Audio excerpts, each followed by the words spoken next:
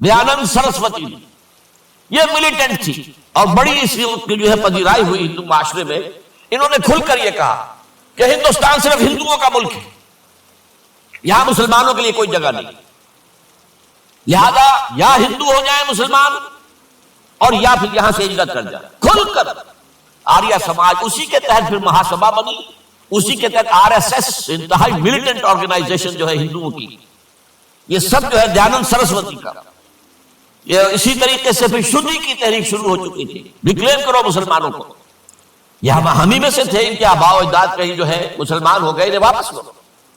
چنانچہ راجستھان کے علاقے میں جہاں بڑی جہالت تھی، مسلمانوں میں علم نہیں تھا، بس کہیں بزرگوں کے کسی زیر اثر فیض سے کسی صوفی کے وہ اسلام تو لے آئے لیکن تربیت کا کوئی انتظام ہوا ہی نہیں، مسلمان حکومتوں نے کیا ہی نہیں، کچھ بھی نہیں کیا. تو نتیجہ یہ نکلا کہ بڑے پیمانے پر شدی کی تحریک ہو رہی تھی. میوات کے علاقے میں بڑی تیزی کے ساتھ مسلمان جو میو تھے وہ ہندو ہو رہے تھے. اسی پر تحریک اٹھائی ہے مولانا الیاس رحمت اللہ علیہ نے. ان کا مقابلہ کرنے کے لیے اس تحریک کا، اس شدی کی تحریک کا مقابلہ کرنے کے لیے یہ تبلیغی جماعت کا نظام بنایا تھا کہ بس 6 باتیں لو اور جاؤ دیہات میں، جاؤ چنے لے کر گڑ لے کر جاؤ، کسی کا کھانا نہ کھاؤ، اپنا کھانا کھاؤ، کوئی تنخواہ نہیں، اور دین کی تبلیغ کرو. یہ نظام ان کا در حقیقت اسی شدی کی تحریک کے جواب میں شروع ہوا. پھر سنگتن کی تحریک شروع ہوئی کہ ہندوؤں کو سب کو جمع کر دیا جائے. اب اس اعتبار سے ذرا نوٹ کیجئے، علامہ اقبال نے جو نفی پھر وطنیت کی ہے، اتفاق سے یہاں یہ اشعار لکھے ہوئے ہیں: اس دور میں میں اور ہے، جام اور ہے، جم اور، ساقی نے بنا کی روش لطف و ستم اور، تہذیب کے آزر نے ترشوائے صنم اور، مسلم نے بھی تعمیر کیا اپنا حرم اور، ان تازہ خداؤں میں بڑا سب سے وطن ہے، جو پیرہن اس کا ہے وہ مذہب کا کفن. اب ذرا قلب ماہیت کا اندازہ کیجئے، وہی شخص جو کہہ رہا تھا کہ خاک وطن کا مجھ کو ہر ذرہ دیوتا ہے، وہ آج اس وطن کو ایک سب سے بڑا بت قرار دے کر اور اس کا قلع کما کرنے کے لیے کس قدر زوردار الفاظ جو ہے. اور یہی دوسری طرف یہ بت کہ تراشیدہ تہذیب نوی ہے. یہ جو نیشن سٹیٹ کا تصور ہے یہ 18ویں صدی سے یورپ میں شروع ہوا. نیشن سٹیٹ، ایک ملک میں رہنے والے سب شہری ہیں، برابر ہیں، اور ان کے اندر مذہب کا اختلاف ہو، یہ اس کا کوئی حیثیت نہیں. مذہب تو پرائیویٹ معاملہ ہے، ہاں جو سرکاری سطح پر ہوگا معاملہ، اجتماعی معاملات جو ہے وہ کسی مذہب سے طے نہیں ہوں گے. یہ نیشن سٹیٹ کا تصور. یہ بت کہ تراشیدہ تہذیب نوی ہے، غارت گرے کاشانہ دین نبوی ہے، بازو تیرا توحید کی قوت سے قوی ہے، اسلام تیرا دیس ہے تو مصطفی ہے، نہ زارہ دیری نہ زمانے کو دکھا دے، اے مصطفی خاک میں اس بت کو ملا.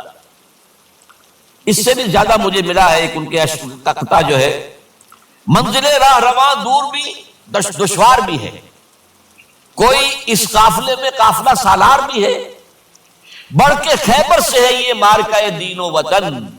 خیبر، غزوہ خیبر، غزوہ خیبر سے کہیں بڑھ کر یہ دین و وطن کا مارکہ کہ ہمارے نزدیک ہماری قومیت کی بنیاد ہمارا دین. آج دنیا یہ کہتی ہے کہ قومیت کی بنیاد وطن ہے. یہ جو مارکہ دین و وطن ہے، بڑھ کے خیبر سے ہے یہ مارکہ دین و وطن. اس زمانے میں کوئی حیدر کرار بھی ہے. تو واقعہ یہ ہے کہ علامہ اقبال نے اس سلسلے میں وہ رول بھی پلے کیا کہ جو حضرت مجدد الفسانی رحمت اللہ علیہ نے دین اکبری کا قلع کما کرنے میں ادا کیا تھا، اور اس میں کوئی شک نہیں ہے. اس اعتبار سے میں کہا کرتا ہوں کہ حضرت مجدد الفسانی کے بروز کی حیثیت رکھتے ہیں علامہ اقبال، اور ان کو جو گہری نسبت تھی. حاضر ہوا میں شیخ مجدد کی لحد پر، وہ خاک کے ہے زیر فلک مطلع انوار، گردن نہ جھکی جس کی جہانگیر کے آگے، جس کے نفس گرم سے ہے گرمی احرار. وہ ہند میں سرمایہ ملت کا نگہباں، وہ ہند میں سرمایہ ملت کا نگہباں. ملت کا سرمایہ تو سارا کا سارا جو ہے ایمان و رسالت سے. آپ حضرت مجدد الفسانی کے خطوط پڑھیے، سب سے زیادہ زور اطاعت رسول، اطاعت رسول، اطاعت رسول، اطاعت رسول. جس کی جڑ کاٹنے کی کوشش کی تھی دین الہی کے ذریعے سے اکبر نے، اس کو دوبارہ مستحکم کیا ہے وہ مجدد الفسانی رحمت اللہ علیہ نے. اب آئیے 1930 کا ماہ دسمبر. اس میں ایک بات ہم دیکھ چکے، محمد علی جناح ہندوستان کی سیاست سے مایوس ہو کر ملک چھوڑ کر انگلستان میں جا کر آباد ہو چکے. اور اس ضمن میں ایک واقعہ میں آپ کو سنا دوں. ایس ایم اکرام صاحب کا نام بہت سے حضرات کے علم میں ہوگا. ان کی 3 کتابیں جو ہے بڑی مارکت الآراء ہیں. آب کوثر، موج کوثر، روض کوثر. ادارہ ثقافت اسلامیہ کے ڈائریکٹر رہے بہت عرصے تک. بہت پڑھے لکھے آدمی تھے. وہ آکسفورڈ میں پڑھتے تھے اس زمانے میں. وہ لندن گئے. انہوں نے محمد علی جناح صاحب سے ملاقات کی اور کہا کہ آپ کیوں چھوڑ کر آ گئے ہندوستان؟ ہندوستان کے مسلمانوں کو آپ کی رہنمائی کی ضرورت ہے. تو جواب جو تھا محمد علی جناح کا وہ نوٹ کرنے کے قابل ہے. Hindus are incorrigible. یہ ہے جو نتیجہ نکالا تھا محمد علی جناح نے. یوں سمجھئے کہ 24 برس کی محنت شاقہ کہ کوئی اتحاد کا فارمولہ طے ہو جائے، کوئی بنیاد ہو جائے، کوئی ہمارے مابین متفق علیہ اسکیم طے بن جائے، لیکن جس درجے مایوس ہوا ہے شخص. ہندوز آر انکوریجیبل، یہ ناقابل اصلاح ہے.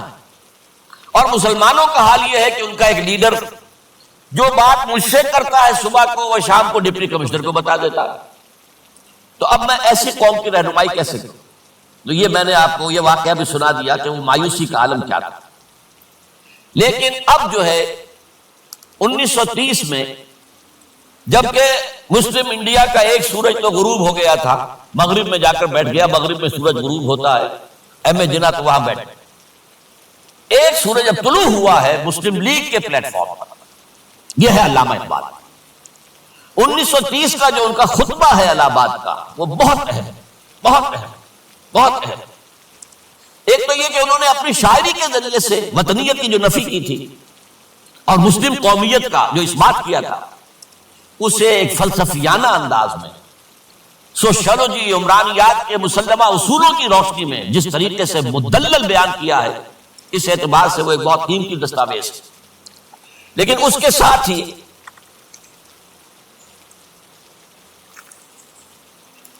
انہوں نے ایک تجویز پیش کی، وہ اور یوں بھی کہیے کہ ایک پیشن گوئی کی. وہ پیشن گوئی یہ تھی کہ ہندوستان کے شمال مغرب میں ایک مسلمان ریاست قائم ہوگی، اور پھر یہ بھی کہا میں مطالبہ کرتا ہوں کہ وہ قائم ہو.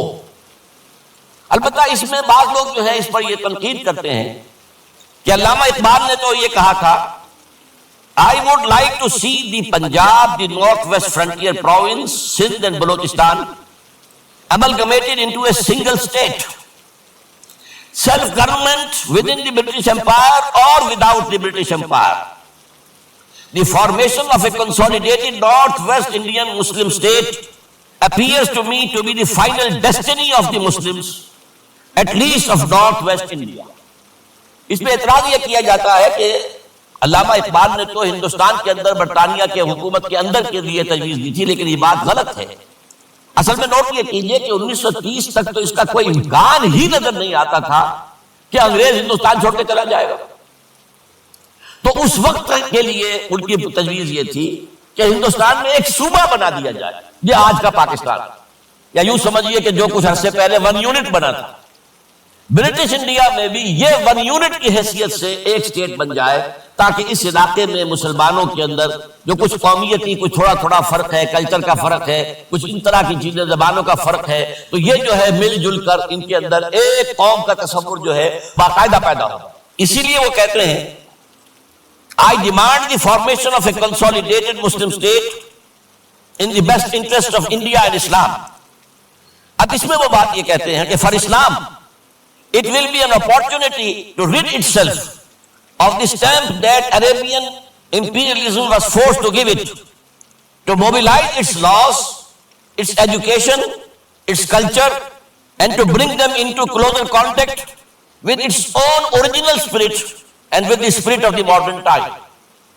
وہ کہتے ہیں کہ اگر ایسا ہو گیا، ایک تو یہ کہ ڈیسٹنی ہے، ہوگا رہے گا، شمال مغربی ہند کے اندر ایک مسلمان ریاست قائم ہو کر رہے گی. اب یہ پروفیسی بھی تھی، پیشن گوئی، اور یہ بھی کہ میں مطالبہ کرتا ہوں، ایک تجویز بھی تھی. لیکن اس کا جو اصل عنصر ہے، جو میرے نزدیک جو انقلابی حصہ ہے، جہاں تک ہندوستان کی جو تقسیم کا معاملہ ہے، یہ اور بھی بہت سے لوگوں کی طرف سے یہ باتیں آتی رہی تھی. میرے پاس یہاں پہ 14 نام لکھے ہوئے ہیں جنہوں نے ہندوستان کی تقسیم کا تذکرہ کیا.